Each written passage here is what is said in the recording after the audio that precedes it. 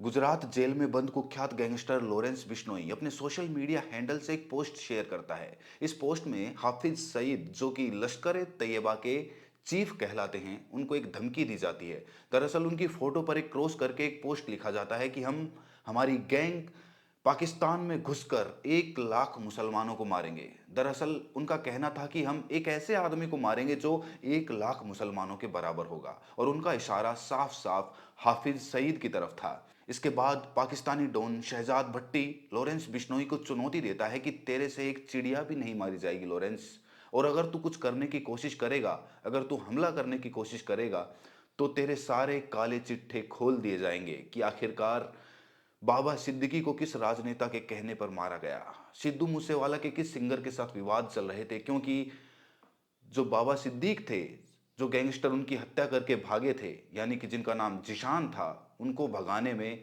शहजाद भट्टी का ही सबसे बड़ा हाथ था। और आज की तारीख में जिशान शहजाद भट्टी के साथ ही है और सारे सबूत उसके हाथ भी लग चुके हैं।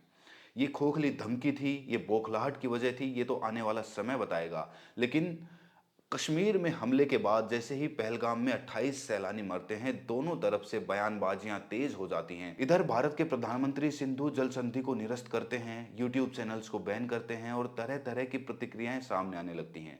उधर पाकिस्तान चुनौती देता है कि हमने जो परमाणु हथियार रख रखे हैं वो सिर्फ दिखाने के लिए नहीं रख रखे। और दोनों तरफ जब इस तरीके की बयानबाजियां तेज हो रही थी, तो दोनों जो देश हैं वहाँ के डॉन भी अपनी बयानबाजियां देते हैं। इसके बाद एक वीडियो सोशल मीडिया पर बहुत वायरल होता है, जिसमें लॉरेंस बिश्नोई, जो कि बाबा सिद्दीक और सिद्धू मूसेवाला के केस में आरोपी रह चुके हैं और उनके ऊपर केस चल रहे हैं, इसी सिलसिले में वो भी अपना बयान दर्ज करते हैं। सबकी भावनाएं आहत हुई थी। इस हमले के बाद सभी लोग आक्रोशित थे। हिंदुस्तान में सभी एक एक व्यक्ति की आंखों में आंसू थे कि आखिरकार 21वीं सदी में किसी का धर्म पूछकर अगर वो गैर मुस्लिम है तो उसे इतनी विभत्स मौत क्यों दी जा सकती है।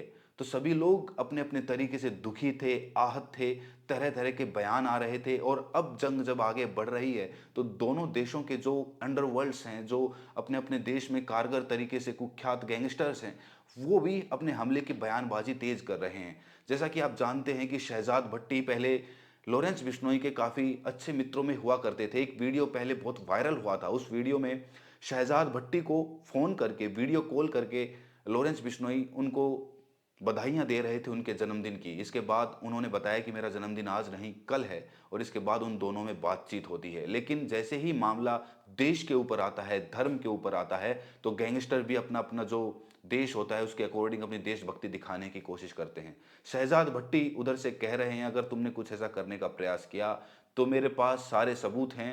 उसने ये भी धमकी दी है कि तू जानता है कि मेरी पहुंच कहाँ कहाँ तक है, तू मुझे अच्छे से जानता है और मैं भी तुझे जानता हूं। और उसने ये भी कहा कि मैं कभी सोशल मीडिया पर कोई पोस्ट करके और इस तरीके से कोई पब्लिसिटी लेने की कोशिश नहीं करता। मैं वही करता हूं जो मैं आज तक करता आया हूं, और उसके लिए मुझे किसी को कुछ बताने की ज़रूरत नहीं है। लेकिन बात जब मेरे देश पर आती है तो मैं चुप नहीं बैठूंगा। चाहे दोस्ती हो, वो बिल्कुल पुरानी हो जाएगी, बिल्कुल दोस्ती खत्म हो जाएगी, लेकिन अगर देश पर बात आती है तो देश पहले है।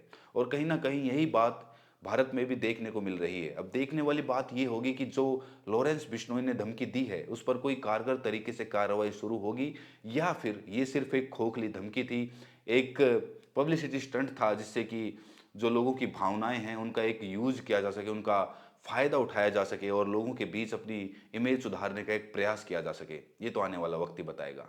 अगर चैनल पर पहली बार आए हैं तो इस चैनल को सब्सक्राइब करें, नोटिफिकेशन बेल को जरूर प्रेस करें। मिलते हैं अगली वीडियो में, तब तक के लिए अपना ख्याल रखें।